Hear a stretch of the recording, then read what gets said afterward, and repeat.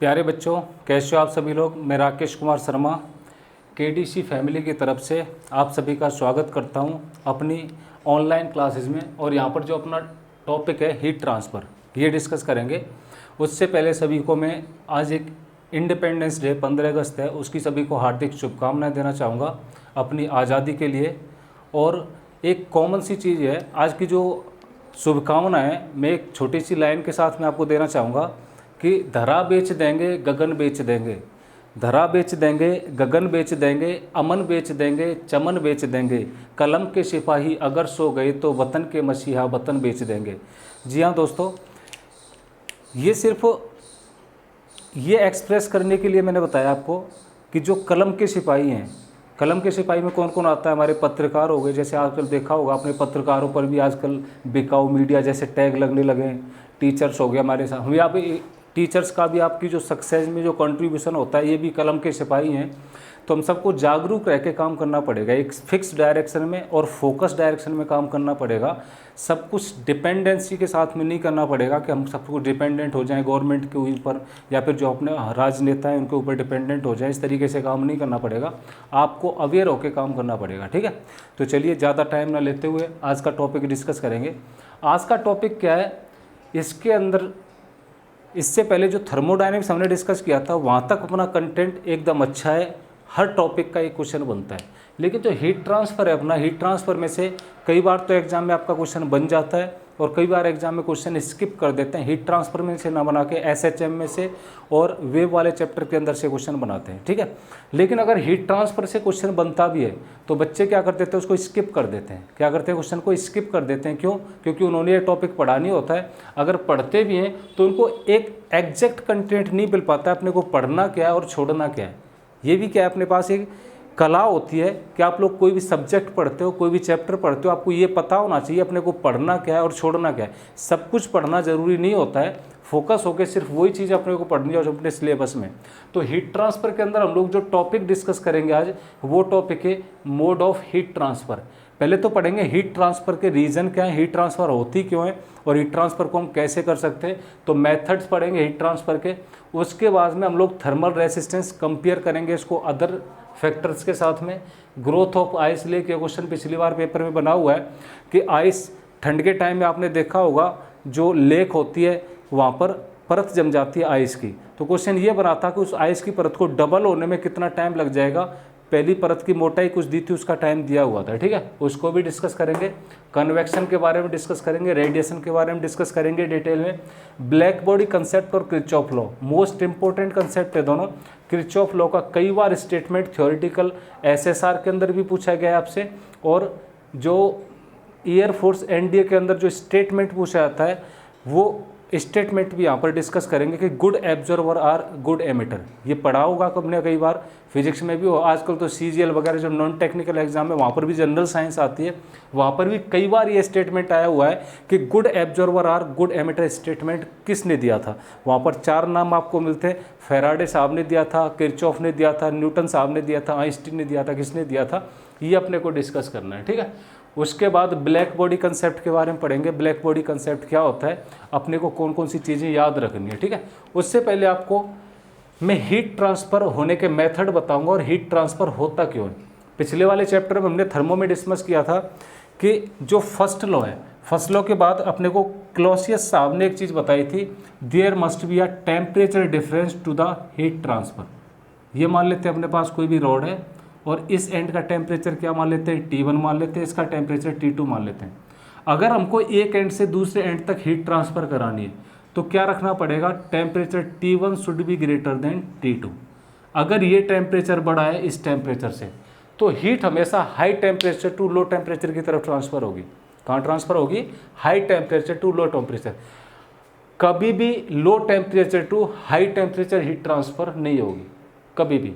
ये अपने को क्लॉसियस लॉ भी बता था और यहाँ पर भी हम पढ़ेंगे हीट ट्रांसफ़र हमेशा कहाँ होगा, there must be a temperature difference. अगर दोनों ऑब्जेक्ट के बीच में टेम्परेचर डिफरेंस नहीं है या फिर दोनों पॉइंट के बीच में किसी रोड में टेम्परेचर डिफरेंस नहीं है, there should be no heat transfer. कोई भी हीट ट्रांसफ़र वहाँ पर नहीं होगा। तो heat is the form of energy which transmit due to the temperature difference. Explain कर सकते हैं यहाँ पर क्या है, form of energy which transmit due to temperature difference। क्या है? एक एनर्जी की फॉर्म होती है जो टेम्परेचर डिफरेंस से मूव करती है। किससे? टेम्परेचर डिफरेंस से। तो देखिए हम हीट को कितने वे में ट्रांसमिट कर सकते हैं, उन वेज के बारे में स्टडी करेंगे। तो there are the 3 ways for the heat transfer. क्या है? 3 वेज हैं हीट ट्रांसफ़र के। सबसे पहला देखिए अपने पास फर्स्ट है कंडक्शन। कौन सा है? Conduction method. सेकंड है अपने पास कन्वेक्शन मेथड, और थर्ड पढ़ेंगे हम लोग रेडिएशन। थर्ड क्या पढ़ेंगे? Radiation. Convection method, conduction method और रेडिएशन मेथड पढ़ेंगे। कंडक्शन मेथड के अंदर क्या होता है, ये मान लेते हैं अपने पास कोई भी मीडियम है, एक मेटल की रॉड मान लेते हैं। मेटल मीन्स कोई भी आयरन की रॉड मान ली। आयरन की रॉड बहुत सारे पार्टिकल से मिलकर ऐसी बनी होगी, एटम्स रहे होंगे, आयरन के मॉलिक्यूल्स रहे होंगे, इनसे मिलकर ऐसे बनी होगी। ठीक है। अगर मैं एक एंड से हीट एनर्जी सप्लाई करता हूँ, क्या करता हूँ? इसके एक एंड से एनर्जी सप्लाई करता हूँ। ये मान लेते हैं आयरन की रॉड है, आपने देखा होगा अगर यहाँ से इसको गर्म करना शुरू कर देता हूँ, धीरे धीरे पूरी रॉड गर्म हो जाती है, हीट एनर्जी यहाँ तक ट्रांसमिट हो जाती है। कैसे ट्रांसमिट होती है? यहाँ पर मैंने हीट एनर्जी दी होगी इस पार्टिकल को, इस पार्टिकल ने अपने से नेक्स्ट पार्टिकल को दी होगी, इसने इसको दी होगी। ऐसे करके पार्टिकल टू पार्टिकल क्या होती है? हीट ट्रांसफ़र होती है। क्या होती है? Particle to particle heat transfer होकर सेकेंड एंड तक हीट पहुँच जाती है। The transmission of the heat take place from particle to particle. तो यहाँ पर आपको एक चीज़ मेंशन करनी है, एक चीज़ यहाँ से एनालाइज करनी है कि अपने को मीडियम की ज़रूरत तो पड़ी, लेकिन मीडियम कैसी स्टेट में रहा? रेस्ट की स्टेट में रहा। अपने को हीट ट्रांसमिशन के लिए मीडियम की ज़रूरत पड़ती है, लेकिन मीडियम मूव नहीं करता है, मीडियम रेस्ट की स्टेट में रहता है, और particle to particle heat transfer होते हैं one place to other place. लेकिन जो अदर मेथड है कन्वेक्शन, कन्वेक्शन मेथड में क्या होगा? ये मान लेते हैं अपने पास कोई भी फायर है, कोई भी प्लेस है, यहाँ पर एक फायर जला दी। फायर के ऊपर एक क्या होती है? एयर होती है। तो ये जो फायर है, फायर क्या करेगी? ऊपर एयर को गर्म कर देगी। हम कहते हैं जैसे एयर गर्म होती है, गैस गर्म होती है, गैस की डेंसिटी कम होती है, गैस की डेंसिटी कम होगी, गर्म होगी, तो ये हल्की हो जाएगी, हल्की होकर के ये ट्रांसमिट हो जाएगी दूसरी जगह पर, दूसरी जगह पर हो जाएगी। तो इसका स्थान घेरने के लिए क्या होगी? दूसरी एयर आएगी। क्या होगी? दूसरी एयर। तो ये प्रोसेस कंटिन्यू चलता रहता है। प्रोसेस कंटिन्यू कैसे? यहाँ पर एयर रही होगी, ये गर्म होगी, गर्म होकर ये ऊपर चली जाएगी, इसके स्थान पर दूसरी आ जाएगी, फिर गर्म होकर ऊपर चली जाएगी, इसके स्थान पर दूसरी। तो एयर क्या हो गया? माध्यम हो गया, मीडियम हो गया हीट एनर्जी को ले जाने के लिए। एयर क्या हो गया अपने पास? माध्यम हो गया। तो यहाँ पर मीडियम की जरूरत तो पड़ी अपने को हीट ट्रांसफर, लेकिन मीडियम कैसी स्टेट में रहा? मोशन की स्टेट में रहा। ऊपर मीडियम रेस्ट की स्टेट में था, यहाँ पर मीडियम क्या पर रहा? मोशन की स्टेट में रहा। ठीक है। रेडिएशन के केस में देखो क्या होता है, हम सन की बात करते हैं। क्या है? सन है। सन से रेडिएशन से ऐसे पृथ्वी पर आती है। तो हमने देखा होगा ये पृथ्वी है, तो पृथ्वी से कुछ डिस्टेंस तक तो इन्वायरमेंट है, एयर है अपने पास, लेकिन वो फिक्स डिस्टेंस तक है। उसके ऊपर तो एयर है नहीं, वैक्यूम है, लेकिन फिर भी सनलाइट यहाँ से अपने तक आती है, सन की लाइट आती है रेडिएशंस की फॉर्म में। तो रेडिएशंस के अपने पास फॉर्म ऑफ एनर्जी है। यहाँ पर अपने को एनर्जी ट्रांसमिशन के लिए किसी भी मीडियम की ज़रूरत नहीं पड़ती है, किसी भी मीडियम की ज़रूरत नहीं पड़ती है। तो ये 3 प्रोसेस हैं। पहले कंडक्शन में मीडियम की ज़रूरत पड़ी, इसमें मीडियम की ज़रूरत पड़ी। यहाँ मीडियम रेस्ट की स्टेट में था, पार्टिकल टू पार्टिकल ऐसे करके हीट ट्रांसफ़र हुई। यहाँ पर मीडियम खुद गर्म हुआ और खुद मीडियम एक स्थान से दूसरे स्थान तक जाएगा हीट एनर्जी को लेके। यहाँ पर नहीं गया मीडियम, यहाँ पर मीडियम खुद एनर्जी को लेके जाता है एक स्थान से दूसरे स्थान तक। और रेडिएशन क्या होती है? अपने पास एक प्रोसेस होती है, रेडिएशन में कभी भी मीडियम की ज़रूरत नहीं होती है, without any medium heat transmit होती है। तो जो हीट ट्रांसमिट या फिर energy without any medium transmit होती है, इनको हम इलेक्ट्रोमैग्नेटिक वेव बोलते हैं। क्या बोलेंगे? इलेक्ट्रोमैग्नेटिक वेव बोलेंगे। इसीलिए जो सनलाइट है अपने पास, सनलाइट को क्या कहता है? इलेक्ट्रोमैग्नेटिक वेव कहा जाता है। ठीक है। विदाउट मीडियम ट्रांसमिट होती है, क्योंकि इलेक्ट्रोमैग्नेटिक वेव में 2 वेक्टर काम करते हैं हमेशा। एक तो क्या होता है? मैग्नेटिक वेक्टर होता है, कौन सा होता है? इलेक्ट्रिक वेक्टर होता है। तो मैग्नेटिक वेक्टर क्या करता है? इसको वाइब्रेट कराने का काम करता है। लेकिन जो इलेक्ट्रिक वेक्टर होता है, electric vector will propagate the wave. Wave को प्रोपेगेट करने का काम करेगा, वेव को आगे ले जाने का काम इलेक्ट्रिक वेक्टर करेगा, और वाइब्रेट कराने का काम कौन करेगा, मैग्नेटिक वेक्टर। तो इस टाइप की वेव्स को किसी भी माध्यम की ज़रूरत नहीं होती, मीडियम की ज़रूरत नहीं होती है एक प्लेस से दूसरे प्लेस तक जाने के लिए, ठीक है। अब ये जो कन्वेक्शन हमने पढ़ा, कन्वेक्शन के ऊपर एक क्वेश्चन बनता है डे ब्रीज और नाइट ब्रीज का क्वेश्चन। डे ब्रीज का कैसे बनता है देखते हैं, ये क्लियर होगा। हीट ट्रांसमिशन के 3 मेथड होते हैं, और 3 मेथड कौन कौन से होते हैं, कंडक्शन, कन्वेक्शन, रेडिएशन। इन दोनों में माध्यम की जरूरत होती है, एक में मीडियम रेस्ट में होता है, दूसरे माध्यम किस में होता है, मोशन की स्टेट में। In radiation there is no require for the medium. इनको डिटेल में अभी पढ़ेंगे 1 by 1, ठीक है। तो पहले कौन सा है अपने पास, कंडक्शन को पढ़ेंगे। पहले कंडक्शन के बारे में पढ़ेंगे, फिर कन्वेक्शन के बारे में पढ़ेंगे। 1 by 1 देखिए इनको। तो पहला क्या लिख लेते हैं, कंडक्शन। देखिए कंडक्शन के बारे में क्या होता है, कंडक्शन में हम पढ़ेंगे, ये रॉड होती थी अपने पास, डिस्कस किया अभी हमने। यहाँ से मैंने हीट एनर्जी ट्रांसमिट की, तो हीट एनर्जी क्या हुई, particle to particle one place to other place पर पहुँची होगी, ऐसे करके। कैसे गई, पार्टिकल टू पार्टिकल। तो कितनी हीट एनर्जी एक स्थान से दूसरे स्थान तक जाएगी, हम कैसे कैलकुलेट करेंगे, हीट एनर्जी कितनी जाएगी, या फिर हम एरिया को अगर चेंज कर दें, लेंथ को अगर चेंज कर दें, तो हीट एनर्जी ट्रांसमिशन के ऊपर क्या फ़र्क पड़ेगा। तो मान लेते हैं यहाँ से गई होगी, तो ये किसका क्या है, क्रॉस सेक्शन एरिया है। क्या है, क्रॉस सेक्शन एरिया है। dQ/dt ये होता है रेट ऑफ हीट फ्लो। क्या हो गया, रेट ऑफ हीट फ्लो। पर सेकंड कितनी एनर्जी हीट फ्लो होगी, dQ/dt।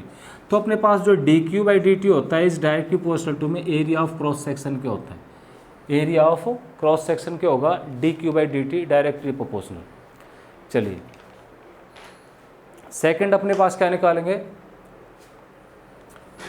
dQ/dt will directly proportional to the temperature gradient. ये टेम्परेचर ग्रेडियंट क्या होता है, इन दोनों पॉइंट के बीच में टेम्परेचर जितना होगा, T1 मान लेते हैं, T2 मान लेते हैं, ठीक है। यहाँ पर टेम्परेचर मान लेता हूँ मैं 100 डिग्री, यहाँ पर टेम्परेचर मान लेता हूँ 50 डिग्री, या फिर यहाँ पर टेम्परेचर मान लेता हूँ 100 डिग्री, यहाँ पर टेम्परेचर मान लेता हूँ 30 डिग्री, ठीक है। तो देखिए 2 केस हैं अपने पास। फर्स्ट केस में यहाँ पर जो टेम्परेचर डिफरेंस है वो 50 डिग्री का है, यहाँ पर टेम्परेचर डिफरेंस है 70 डिग्री का। तो डेल्टा टी कहाँ पर ज़्यादा हो गया, इस केस में हो गया। तो heat energy transmission will be more in second case. 100 degree 30 degree, इन दोनों एंड के बीच में जितना ज़्यादा टेम्परेचर डिफरेंस होगा उतनी ज़्यादा हीट ट्रांसमिट होगी। तो हीट ट्रांसमिट किस पर डिपेंड करती है, दोनों एंड्स के टेम्परेचर डिफरेंस के ऊपर डिपेंड करेगी, ठीक है। तो ये क्लियर हो गया। टेम्परेचर ग्रेडियंट क्या होता है, फिजिक्स में ग्रेडियंट वर्ड कहीं भी आपको मिल जाए तो उस क्वांटिटी को किससे डिवाइड कर दो, लेंथ से डिवाइड कर दो। 2 चीज़ होती हैं पूरी फिजिक्स में। अगर आपको कहीं भी रेट वर्ड मिल जाए, क्या, rate of change of velocity, rate of change of length, rate of change of कुछ भी, तो किससे डिवाइड करना होता है, टाइम से डिवाइड करना होता है। और कहीं भी अपने को क्या मिल जाए, ग्रेडियंट मिल जाए, तो ग्रेडियंट मिल जाए तो किससे डिवाइड करना होता है, लेंथ से। अगर टेम्परेचर ग्रेडियंट की बात करेगा तो टेम्परेचर को लेंथ से डिवाइड कर दो। वेलोसिटी ग्रेडियंट की बात करेगा, वेलोसिटी को लेंथ से डिवाइड कर दो। फोर्स ग्रेडियंट की बात करेगा, फोर्स को लेंथ से डिवाइड कर दो। तो कहीं भी आपको ग्रेडियंट वर्ड मिल जाए लेंथ से डिवाइड करेंगे, कहीं भी रेट वर्ड मिल जाए तो किससे डिवाइड करेंगे, टाइम से डिवाइड करेंगे। Rate of change of velocity, velocity by time. Rate of change of distance तो distance by time. Rate of change of energy तो एनर्जी बाई टाइम, ठीक है। तो ये 2 वर्ड याद रखेंगे। तो फ्रॉम फर्स्ट एंड सेकंड हम दोनों इक्वेशन को यहाँ पर कंपेयर करते हैं। तो दोनों इक्वेशन को कंपेयर करेंगे तो यहाँ से आ जाएगा dQ/dt इज इक्वल टू में, इस प्रोपोर्शनलिटी साइन को लेंगे तो कोफिशिएंट के मान लेते हैं, KA dt/dx। क्या आ जाएगा, KA dt/dx। It is the mathematical expression for the conduction. Conduction में अगर हीट ट्रांसफर होगी, ये देखना है अपने को, ये मैथमेटिकल एक्सप्रेशन है। इसको ऐसे भी लिख सकते हैं, dQ/dt इज इक्वल टू में KA। टेम्परेचर को डेल्टा टी लिख सकते हैं, टेम्परेचर डिफरेंस क्या है, इसको क्या लिख सकते हैं, लेंथ लिख सकते हैं। क्या लिख सकते हैं, लेंथ। तो सेकंड एक्सप्रेशन ये, पर सेकंड कितनी हीट ट्रांसमिट होगी, तो एरिया के डायरेक्टली प्रोपोर्शनल, लेंथ के इनवर्सली प्रोपोर्शनल होगी। इसकी लेंथ जितनी ज़्यादा होगी उतनी कम हीट ट्रांसफर होगी। लेंथ के क्या हो गया, inversely proportional. Area of cross section जितना ज़्यादा लेंगे उतनी ज़्यादा हीट ट्रांसमिट हो जाएगी, डायरेक्टली प्रोपोर्शनल। टेम्परेचर डिफरेंस, दोनों पॉइंट के बीच में जितना ज़्यादा टेम्परेचर डिफरेंस होगा उतनी ज़्यादा क्या हो जाएगी, हीट ट्रांसफ़र हो जाएगी। क्लियर है सभी को। अब देखो इसको थोड़ा सा आगे एक्सपेंड और करते हैं, थोड़ा सा आगे इसको कंपेयर करते हैं किसके साथ में, करंट के साथ में। हम 12th में करंट पढ़ेंगे अभी आगे आने वाले में, उसके साथ में कंपेयर करते हैं। कंपेयर क्यों कर रहे हैं, क्योंकि अपने को थर्मल रेसिस्टेंस निकालना है, और रेसिस्टेंस का काम क्या होता है, फ्लो को रोकना। रेसिस्टेंस का काम क्या होता है, फ्लो को रोकना। तो ये जो हीट फ्लो करेगी एक एंड से दूसरे एंड तक, इसको रोकने का काम कौन करेगा, तो उन क्वांटिटीज़ के अंदर हम चेंज कर देंगे। रेट ऑफ हीट फ्लो को बढ़ा भी सकते हैं, रेट ऑफ हीट फ्लो को घटा भी सकते हैं, जैसे हम लोग करंट में करते हैं। रेसिस्टेंस को बढ़ा देंगे, करंट फ्लो कम हो जाएगा, रेसिस्टेंस को घटा देंगे, करंट फ्लो क्या हो जाएगा, बढ़ जाएगा। ठीक है, रियोस्टेट यूज करके करते थे। तो इसको कंपेयर करते हैं, ये मैथमेटिकल एक्सप्रेशन आ गया अपने पास। चलिए कंपेयर करके देखते हैं करंट के साथ में। तो क्या रिलेशन आया मेरे पास, रिलेशन आ गया D Q by D T is equal to में K A delta T temperature difference by length L, ये आ गया। लेकिन जब मैं ओम्स लॉ की बात करता हूँ तो V इज इक्वल टू में क्या होता है, I R. V is equal to में आई आर। यहाँ पर फ्लो कौन कर रहा है, हीट, यहाँ पर फ्लो कौन कर रहा है, करंट। तो I इज इक्वल टू में क्या लिख लूँगा मैं, V by R. I is equal to में V बाई आर। यहाँ पर फ्लो कर रहा है हीट, यहाँ पर फ्लो कर रहा है करंट। किसके कारण फ्लो कर रहा है, करंट फ्लो कर रहा है पोटेंशियल डिफरेंस के कारण, हीट फ्लो कर रहा है टेम्परेचर डिफरेंस के कारण। It means heat flow is comparable to current and temperature difference is comparable to voltage. ये अपने पास R बच गया, ये अपने पास R बच गया, दोनों को कंपेयर करके लिखते हैं। तो D Q by D T is equal to में डेल्टा टी को ऊपर लिख दो, नीचे आ जाएगा एल बाई के ए। क्या आ जाएगा नीचे, एल बाई के। इसको इसके साथ में कंपेयर करके लिखेंगे, आई इज इक्वल टू में क्या आ गया, वी ओवर में आर। अब दोनों को कंपेयर कर दो। कंपेयर करेंगे तो देखो हमने क्या किया, D Q by D T को कंपेयर कर दिया किसके साथ में, आई के साथ में, और टी को इसके साथ में कंपेयर कर दिया। It means resistance is equal to the L by K. तो इस रेसिस्टेंस को R thermal is equal to में एल बाई के, इसका नाम रख दिया थर्मल रेसिस्टेंस। क्या पुट कर देंगे इसको, थर्मल रेसिस्टेंस। ये एक्सप्रेशन आ गया अपने पास। तो आपको कभी भी पूछता है जी थर्मल रेसिस्टेंस का मैथमेटिकल एक्सप्रेशन क्या होता है हीट के केस में, तो हीट के केस में मैथमेटिकल रेसिस्टेंस थर्मल रेसिस्टेंस का क्या हो गया, एल बाई के। कंपेरिजन समझ में आ रहा होगा आपको। फ्लो क्या कर रहा है, करंट। फ्लो क्या कर रहा है, हीट। किसके कारण, पोटेंशियल डिफरेंस के कारण। किसके कारण, टेम्परेचर डिफरेंस के कारण। तो इसका मतलब delta T is comparable to V और D Q by D T is comparable to I. ये भी तो D Q by D T होता है, रेट ऑफ फ्लो। तो ये अपने पास के बाई ए बच गया, ये रेसिस्टेंस। इस means resistance is comparable to this quantity. दोनों को कंपेयर कर दो, तो यहाँ से करेंगे तो रेसिस्टेंस एल बाई के बराबर हो गया। अगर लेंथ बढ़ा देंगे तो रेसिस्टेंस बढ़ेगा, thermal resistance. Thermal resistance means heat को रोकने की कैपेसिटी या फिर एबिलिटी किसी भी ऑब्जेक्ट की। ये अपने पास ऑब्जेक्ट है तो इसके अंदर से हीट एनर्जी ट्रांसमिट होगी। क्या होगी, हीट एनर्जी ट्रांसमिट होगी इसके अंदर से। तो लेंथ के तो क्या डायरेक्टली प्रोपोर्शनल है थर्मल रेसिस्टेंस। अगर मैं इसकी लेंथ को बढ़ा देता हूं तो रेसिस्टेंस बढ़ेगा, हीट कम फ्लो होगी। क्रॉस सेक्शन एरिया के क्या है, इनवर्सली प्रोपोर्शनल है। क्या है, इनवर्सली प्रोपोर्शनल है क्रॉस सेक्शन एरिया के। इसका मतलब क्रॉस सेक्शन एरिया बढ़ा देता हूं तो रेसिस्टेंस कम, क्रॉस सेक्शन एरिया घटा देता हूं तो रेसिस्टेंस ज़्यादा। इसका मतलब क्रॉस सेक्शन एरिया के क्या हो गया, इनवर्सली प्रोपोर्शनल हो गया। एरिया जितना ज़्यादा रहेंगे रेसिस्टेंस उतना कम होगा, हीट उतनी ज़्यादा फ्लो करेगी। ठीक है, तो क्वेश्चन आपको ऐसे पूछता है जी लेंथ डबल कर देंगे तो कितना रेसिस्टेंस हो जाएगा, फिर हीट फ्लो हो जाएगा, यहाँ से निकालो भाई। एरिया डबल कर देंगे कितना हो जाएगा, यहाँ से निकालो। ठीक है, तो रेसिस्टेंस का कंसेप्ट क्लियर है सभी को। के होता है अपने पास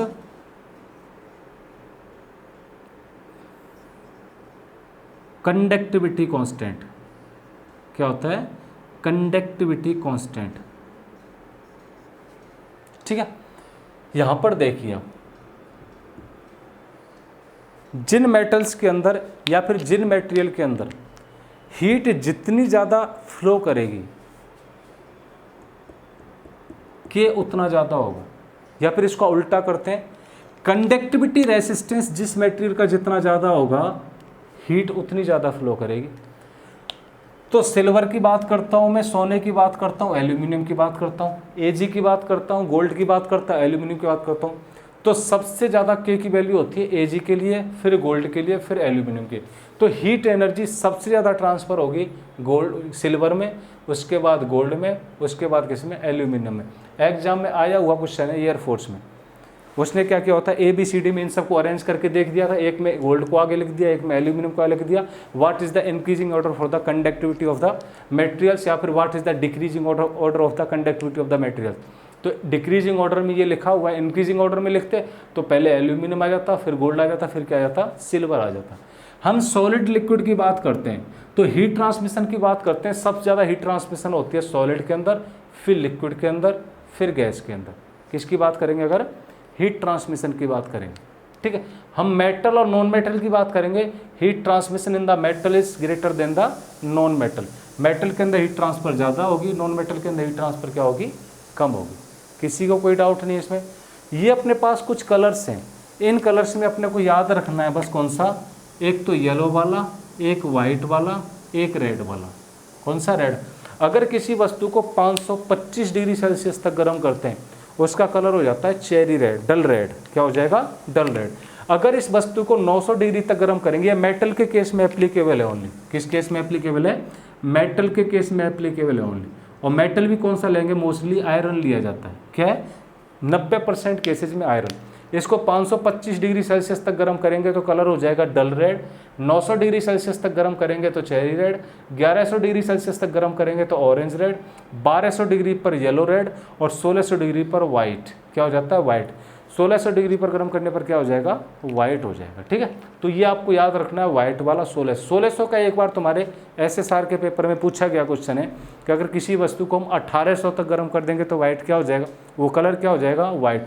1600 डिग्री के ऊपर कितना ही ले जाओ, कलर कैसा रहेगा, वाइट। लास्ट स्टेज होती है, क्या होती है, लास्ट स्टेज होती है।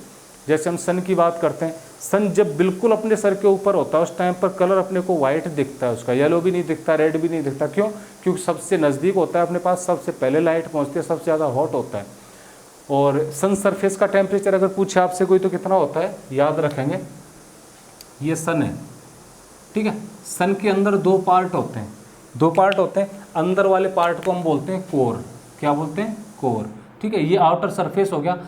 तो सरफेस का टेम्परेचर होगा कितना, 6000 केल्विन। कितना हो जाएगा, 6000 केल्विन हो जाएगा। और कोर की बात करते हैं, कोर का टेम्परेचर होता है लगभग 10,000 केल्विन के बराबर।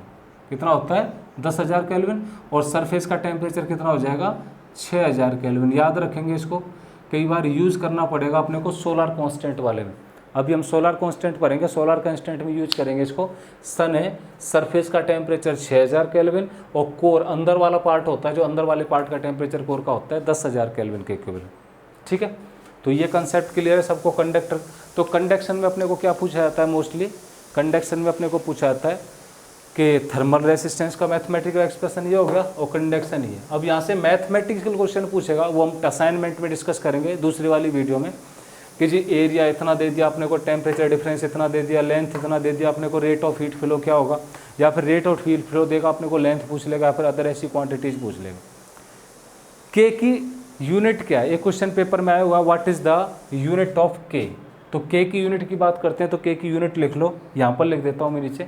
के की यूनिट है कैलोरी पर सेंटीमीटर सेकेंड डिग्री सेल्सियस। क्या है, पर सेंटीमीटर, कैलोरी पर सेंटीमीटर सेकेंड डिग्री सेल्सियस। के की यूनिट क्या है, कैलोरी पर सेंटीमीटर सेकंड डिग्री सेल्सियस।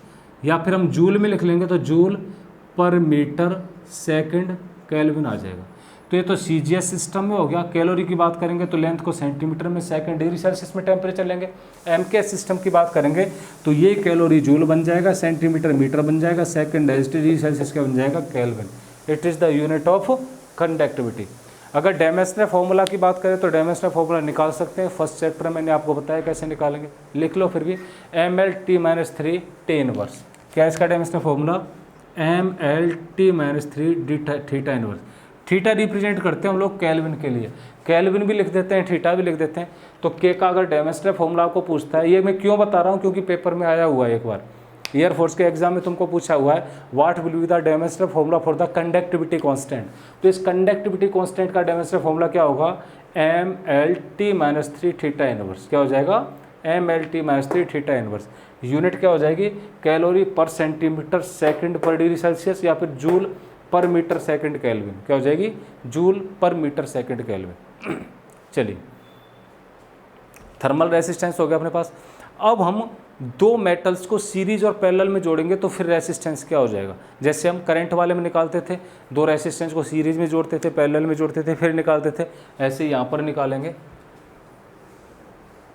अब देखिए, कॉम्बिनेशन ऑफ द मेटल, दो मेटल्स को हम लोग कंबाइन करते हैं, कॉम्बिनेशन ऑफ मेटल।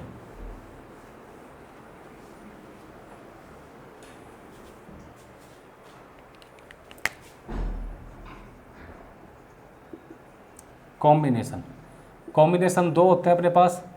फर्स्ट होता है सीरीज कॉम्बिनेशन और सेकंड होता है पैरेलल कॉम्बिनेशन। फर्स्ट क्या होता है, सीरीज कॉम्बिनेशन, सेकंड क्या होता है, पैरेलल कॉम्बिनेशन। सीरीज कॉम्बिनेशन में क्या करेगा, दो या दो से ज़्यादा मेटल को ऐसे जोड़ देगा। एक मेटल तो ये हो गया अपने पास, दूसरा ये हो गया, तीसरा ये हो गया, ऐसे करके कितने भी जोड़ सकता है। इसकी लेंथ मान लेते हैं L1, इसकी लेंथ मान लेते हैं L2, इसकी लेंथ मान लेते हैं L3, इसका कंडक्टिविटी कांस्टेंट K1, इसका K2 मान लेते हैं, इसका K3। तो सीरीज में हम लोग ऐड करेंगे तो सीरीज में मैथमेटिकल एक्सप्रेशन कैसे निकालेंगे इसका, सीरीज में देखिए, K सीरीज में निकालना है अपने को। K series is equal to में L1 plus L2 plus L3, जितने भी लेंथ हैं सबको ऊपर लिखेंगे, नीचे लिखेंगे अपने पास L1/K1 plus L2/K2 plus L3/K3। अगर n है तो n तक चलते जाएंगे, यहाँ से मैथमेटिकल एक्सप्रेशन निकालेंगे। लेंथ सेम है तो लेंथ सेम रख देंगे सारी, ठीक है, आंसर आ जाएगा। पैरेलल कॉम्बिनेशन में क्या करेंगे, दो या दो से ज़्यादा मेटल रॉड को पैरेलल में ऐड करेंगे। क्या करेंगे, पैरेलल में। एक मेटल ये होगी, तो जब पैरेलल में ऐड करेंगे तो सबकी लेंथ क्या लेंगे, बराबर। सबकी लेंथ क्या होती है अपने पास, सेम होती है। तो लेंथ की तो बात ही नहीं करनी, लेंथ तो ये हो जाएगी। इसका conductivity constant K1, K2, K3, K4 ऐसे मिल जाएगा। तो पैरेलल केस में क्या निकालेंगे, conductivity constant K parallel is equal to में K1 plus K2 plus K3। जितने भी वहाँ तक जाओ और जितने भी n है तो n से क्या कर दो, इसको डिवाइड कर दो। It is the conductivity.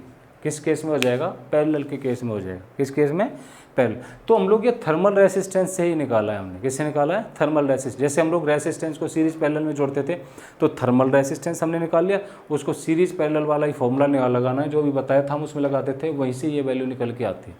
इसमें कोई डाउट नहीं किसी को। चलिए, ग्रोथ ऑफ आइस की बात करेंगे, growth of ice on the lake.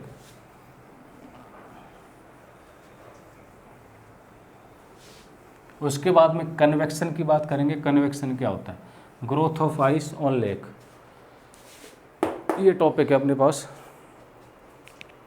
हाँ, ये और याद रखेंगे, conductivity constant for the super conductor. Super conductor क्या होते हैं अपने पास, जिनके पास रेसिस्टेंस जीरो होता है। वैसे हीट के केस में सुपर कंडक्टर वो हो जाएंगे जिसका थर्मल रेसिस्टेंस क्या हो जाएगा, जीरो। जिनका थर्मल रेसिस्टेंस क्या होता था, L/K होता था, तो थर्मल रेसिस्टेंस जिनका जीरो हो जाएगा वो क्या हो जाएंगे, सुपर कंडक्टर। क्या हो जाएंगे, सुपर कंडक्टर। और सुपर कंडक्टर की बात करेंगे तो ये जीरो तो एक ही केस में हो सकता है। किस केस में, जब K की वैल्यू इनफाइनाइट हो जाए। जब मैं K की वैल्यू इनफाइनाइट को यहाँ पर पुट करूँगा, थर्मल रेसिस्टेंस की वैल्यू क्या आ जाएगी, जीरो आ जाएगी। तो थर्मल रेसिस्टेंस के, या फिर हमको निकालनी हो, इसको जीरो ले जाओ, K की वैल्यू निकालनी है, जीरो नीचे आ जाएगी, इनफाइनाइट। तो सुपर कंडक्टर के केस में क्या हो जाएगा, K की वैल्यू, कंडक्टिविटी कॉन्स्टेंट क्या हो जाएगा, जीरो हो जाएगा। याद रखना है इसको भी, 1 नंबर का क्वेश्चन बनता है, किसी भी पूछ सकता है अपने को। Next, growth of ice on the lake. Growth of ice on the lake अगला टॉपिक। Growth of ice on the lake, यहाँ से मैं डिटेल्ड एक्सप्लेन नहीं करूँगा इसको, सिर्फ क्वेश्चन बताऊँगा क्वेश्चन क्या बनेगा, ठीक है। डिटेल्ड एक्सप्लेनेशन करेंगे, वो IIT ट्रिपल का क्वेश्चन बनता है, वो उस वाली क्लास में डिस्कस करेंगे। अभी क्या पढ़ेंगे, सिर्फ क्वेश्चन कैसे बनता है। तो ये मैं मान लेता हूँ आइस, कोई भी लेक है अपने पास, पानी भरा हुआ है, ये इसके अंदर वाटर है। आपने देखा होगा ठंड के टाइम में आइस में कुछ मोटाई की लेयर जम जाती है। जब आइस जम जाती है तो क्या जम जाती है, कुछ थिकनेस की। यहाँ पर मान लेते हैं ये वाई थिकनेस की क्या जम गई इसके पास, ये आइस जम गई। लेक में क्या जम गई, आइस, और इसकी थिकनेस क्या है, वाई। तो पहला क्वेश्चन ये पूछेगा, अगर इसको 5 सेंटीमीटर, 6 सेंटीमीटर, 8 सेंटीमीटर, बोला इतनी थिकनेस से जमने में 5 मिनट का टाइम लगता है, तो थिकनेस डबल होने में कितना टाइम लगेगा, ट्रिपल होने में कितना टाइम लगेगा, 4 गुनी होने में कितना टाइम लगेगा। तो इस टाइप का अगर क्वेश्चन अपने को पूछता है, तो इस टाइप का क्वेश्चन करने के लिए आपको एक